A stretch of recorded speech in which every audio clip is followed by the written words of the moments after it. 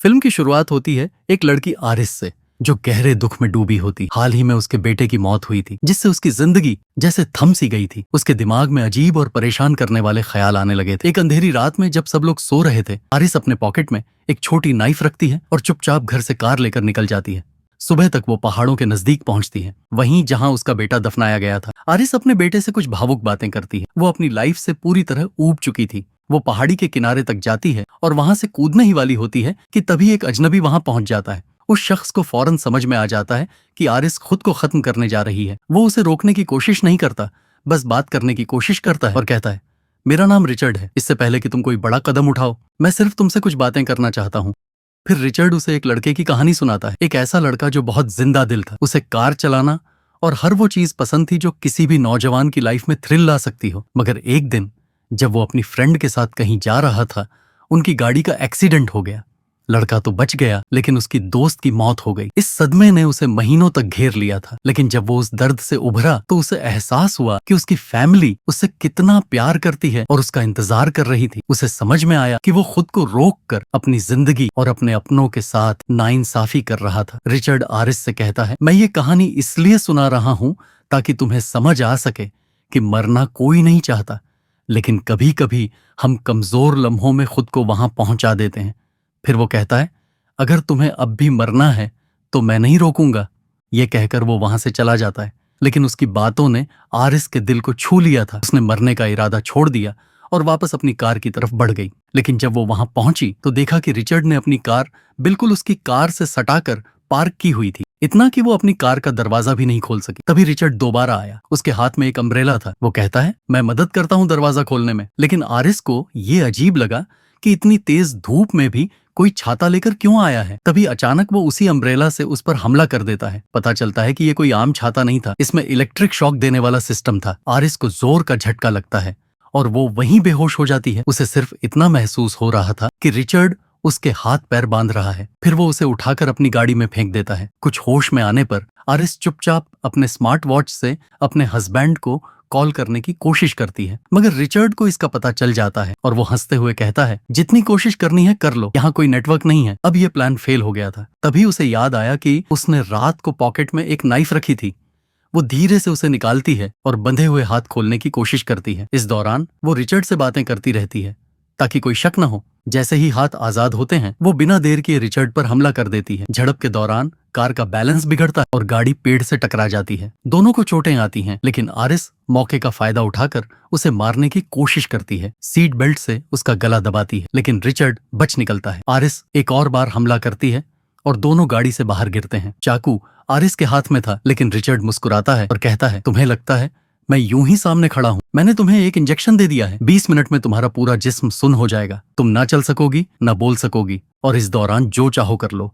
Richard की बातें अब आरिस के दिल में खौफ भर देती हैं। वो जितना हो सके तेज जंगल की तरफ भागने लगती है, मगर उसके कदम जवाब देने लगते हैं। पैर धीरे धीरे सुन्न हो रहे थे। कुछ ही देर में उसकी टांगों ने भी साथ छोड़ दिया और अब वो घसीट घसीट कर रेंगने लगी। रिचर्ड भी उसका पीछा करते हुए पास आ गया था। खुद को छुपाने के लिए वो एक पेड़ की छाल के नीचे दबक जाती है, लेकिन तभी उसके ऊपर चींटियां चढ़ने लगती हैं और डर के मारे वो चीख जाती है, जिससे रिचर्ड को उसकी जगह का पता चल जाता है। जान बचाने के लिए वो खुद को खींचते हुए एक नदी में ले जाती है। पीछे से रिचर्ड चिल्लाता है, ये क्या कर रही हो? तुम तैर नहीं सकती, डूब जाओगी। मगर आरिस उसकी बातों पर ध्यान नहीं देती। वो वाकई तैर नहीं पा रही थी, लेकिन पानी का बहाव उसे झरने की दूसरी तरफ ले गया। अब किनारा पास था, मगर उसके पास बस 1 मिनट बचा था पूरी बॉडी पैरालाइज होने से पहले। वो जान लगाकर किनारे तक पहुंचती है। आसपास नजर दौड़ाने पर उसे एक फार्म हाउस दिखाई देता है। वो जैसे तैसे उस तरफ बढ़ती है, लेकिन बीच रास्ते में गिर जाती है। सिर्फ आंखें ही काम कर रही थीं। कुछ देर बाद फार्म हाउस में काम करने वाला एक बुजुर्ग शख्स उसे देख लेता है। वो उसके पास आता है और पूछता है, क्या हुआ? मगर आरिस कुछ कह नहीं पाती। फिर वो बूढ़ा व्यक्ति छोटे सवाल पूछता है, क्या तुम मुझे सुन सकती हो? क्या तुम्हें मदद चाहिए? आरिस हाँ के लिए एक बार पलक झपकाती है और ना के लिए 2 बार। इस इशारे की भाषा को समझते हुए वह आदमी उसकी मदद को तैयार हो जाता है। उसे ट्रॉली पर लिटाकर घर के अंदर ले जाता है, मगर तभी घर का दरवाजा जोर से बजने लगता है। आरिस जान जाती है रिचर्ड आ चुका है। वो अपनी आंखों से बूढ़े आदमी को इशारे करती है कि उसे उस आदमी से खतरा है। शुक्र है, ओल्ड मैन समझ जाता है और उसे सोफे के पीछे छुपा देता है। दरवाजा खुलते ही रिचर्ड एकदम से ड्रामा शुरू कर देता है। वो रोते हुए कहता है कि उसका बेटा मर चुका है और उसकी बीवी सदमे में है, पैरालाइज हो गई है। वो बीवी को ढूंढ रहा है। ओल्ड मैन थोड़ा शक करता है और कहता है अपनी वाइफ को कॉल करके देख लो। रिचर्ड झूठ बोल देता है कि उसका फोन खो गया है, मगर तभी गलती से उसकी जेब में रखा फोन बज उठता है और झूठ पकड़ा जाता है। अब रिचर्ड अपना असली रूप दिखाता है। वो पूछता है अगर तुमने पहचान लिया है तो बता दो, आरिस कहाँ है? ओल्ड मैन उसे डराने की कोशिश करता है और पुलिस कॉल की धमकी देता है। इस पर रिचर्ड उस पर हमला कर देता है, लेकिन ओल्ड मैन उसे जोरदार टक्कर देता है। एक जोरदार फाइट होती है और रिचर्ड की हालत खराब हो जाती है। जैसे ही ओल्ड मैन उसे गिरा देता है और फोन उठाने लगता है, रिचर्ड को फर्श से पड़ा चाकू मिल जाता है। वो उसे सीधा बूढ़े की टांग में घोंप देता है। जैसे ही ओल्ड मैन नीचे गिरता है, रिचर्ड वही चाकू उठाकर उसके पेट में बेरहमी से घुमा देता है और उसे मार डालता है। आरिस, जो अब भी सोफे के पीछे छुपी थी, अपनी आंखों से यह सब देखती है। उसके लिए यह बहुत बड़ा झटका होता है, क्योंकि उसकी वजह से एक मासूम इंसान मारा गया था। रिचर्ड अब सबूत छुपाने के लिए पूरी जगह में केरोसिन छिड़कता है और घर में आग लगा देता है। आरिस अब भी जिंदा थी, लेकिन हिल नहीं पा रही थी। बहुत हिम्मत जुटाकर वो अपनी एक उंगली से खिड़की की ग्रिल हिलाने लगती है। रिचर्ड बाहर से उसे देख लेता है और पहचान जाता है कि अंदर कोई है। वो भाग कर जाता है और देखता है कि अंदर आरिस है। वो उसे फिर से पकड़ लेता है और इस बार ओल्ड मैन के ट्रक में डाल देता है। अपनी गाड़ी तो वो पहले ही छोड़ आया था, अब वो ट्रक चला रहा था और आरिस बिल्कुल खामोश मगर जिंदा थी। रिचर्ड की बेटी की कॉल आती है। वो कहती है, डैड, मैं और मम्मी आपको बहुत मिस कर रहे हैं, हम आपके पास आ रहे हैं। रिचर्ड घबरा जाता है और कहता है, नहीं अभी मत आओ, मेरा काम बाकी है। मगर बेटी जिद करती है। इस तनाव में उसका एक्सीडेंट होते होते बचता है और फिर ट्रक का फ्यूल खत्म हो जाता है। वो फ्यूल स्टेशन पहुंचता है और आरिस को कैप पहना देता है ताकि कोई उसका चेहरा न पड़ सके। वहां एक बच्चा उसे देखता है जिसकी उम्र उसके बेटे के बराबर थी।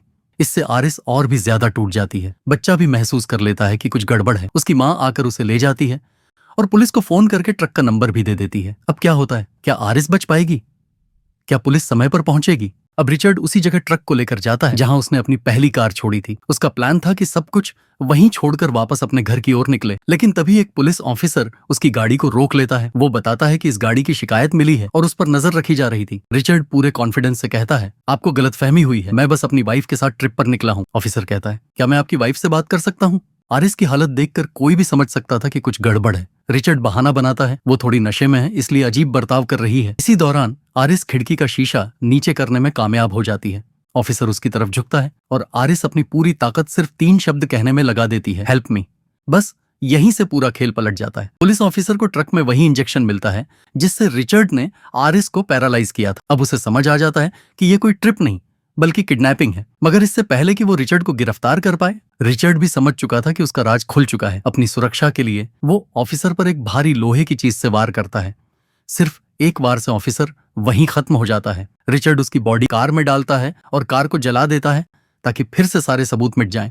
अब आरिस की सारी उम्मीदें टूटने लगती हैं, मगर पैरालाइजिंग का असर धीरे धीरे कम हो रहा था और उसकी आवाज भी वापस आ रही थी। अब वो रिचर्ड से जानबूझकर इमोशनल बातें करने लगती है। उसे याद दिलाती है कि उसकी खुद की भी एक बेटी है, लेकिन रिचर्ड, जो अब तक 2 लोगों को मार चुका है, उस पर इन बातों का कोई असर नहीं होता। आरिस फिर से प्लान बदलती है। वो चुपचाप वही इंजेक्शन उठा लेती है और उसे रिचर्ड की टांग में घोंप देती है। मगर असर डालने से पहले ही रिचर्ड हंसने लगता है। तुम इतनी कमजोर हो, मुझ पर कोई असर नहीं पड़ा। वो कहता है, अब मेरा नया प्लान है, तुम्हें मारकर नदी में फेंक दूंगा। वो उसे नदी के किनारे लाता है और एक नाव में बैठाकर उसे अंदर ले जाता है। आरिस अभी भी आधी बॉडी के साथ बेबस बैठी होती है, मगर तभी उसकी नजर रिचर्ड के चाकू पर जाती है। उसके दिमाग में एक आइडिया आता है। वो रोने का नाटक करती है और कहती है, मेरी जैकेट की पॉकेट में मेरे बेटे की तस्वीर है, क्या मरने से पहले मैं उसे एक बार देख सकती हूँ? रिचर्ड झुकता है और जैसे ही वो झुकता है, आरिस बिना समय गनवाए चाकू निकालकर सीधे उसकी गर्दन से मुंह के अंदर की तरफ घुसेड़ देती है। रिचर्ड चीखने लगता है, गन निकालने की कोशिश करता है, लेकिन आरिस उससे पहले ही गन छीनकर उसे गोली मार देती है। रिचर्ड की बॉडी पानी में गिर जाती है। आरिस ने एक साइको किलर को खत्म कर दिया था।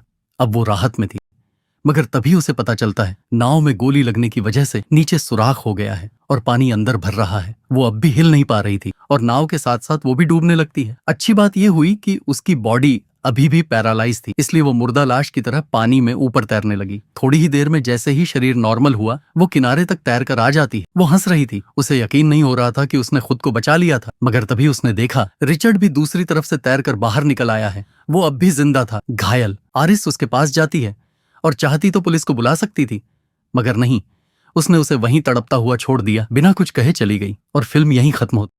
अगर आपको ये वीडियो पसंद आई हो तो इसे लाइक जरूर करें, दोस्तों के साथ शेयर करें और ऐसी ही रोमांचक कहानियों के लिए चैनल को सब्सक्राइब करना न भूलें। मिलते हैं अगली वीडियो में।